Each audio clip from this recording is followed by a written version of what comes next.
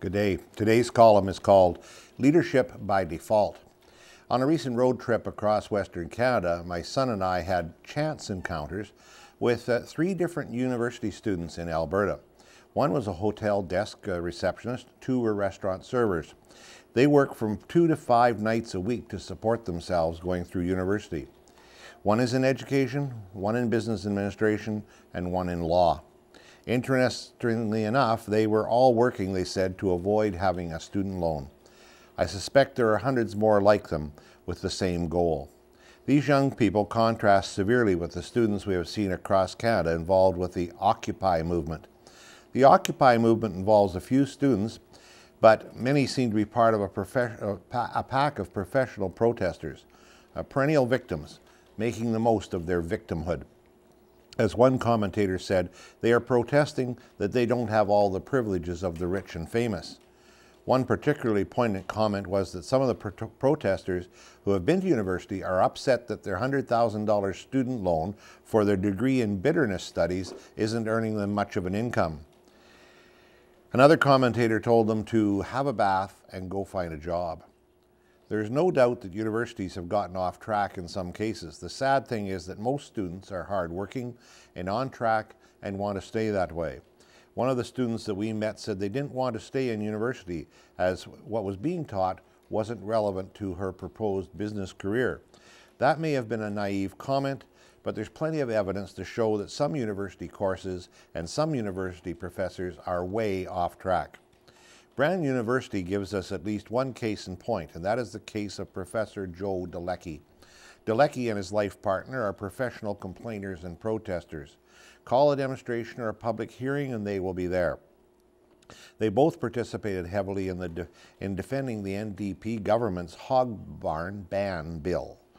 They have been well known for years in many battles for left-wing causes, often without much merit. As one person said upon hearing Delecki's testimony at a government committee hearing, he said, "That, ladies and gentlemen, is who teaches your children economics. May God help them." That Delecki is a professor who deals with economic issues seems to be lost in his role as head of the Brandon University Faculty Association, or BUFA. The demands that have been put forward seem way out of line. Ironically, the president of Brandon University, Dr. Poff, comes from an NDP left background as well, so we have two old socialists dueling it out over money. It would be funny if it wasn't so sad for the students who have now lost 40 days of studies. So how does a prairie university with a fairly conservative student base and a very conservative surrounding community end up with a socialist as president and a socialist as the head of BUFA? Poff may have been chosen by a left-leaning board, the Board of Governors, that is, or she may have been brought in as a person with a lot of labor experience to try and end the labor unrest history at Brandon University. But Delecki was chosen because he was willing. Delecki was willing, and with a huge majority of the faculty not wanting to take the time to attend meetings or even vote, an ambitious unionist can get into positions of leadership quite quickly. As it has been said, if you don't get involved in politics, then you are doomed to be governed by those who do. Such is the case at BU, and the rest of the faculty and all of the students are suffering for it. A larger question is, why has BU been on strike twice in the past few years? Why are all the mouthpieces and leaders at BU socialists? See the paragraph above for that answer. They were willing, and they take extreme positions that only a few are willing to be associated with.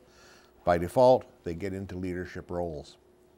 This strike will cripple Brandon University in the short and the long term. Students who get squeezed out of this semester will transfer out. Future students considering BU will steer away to places like Lethbridge or Saskatoon or others. And any talk of a pre-med school for Brandon is now sheer fantasy.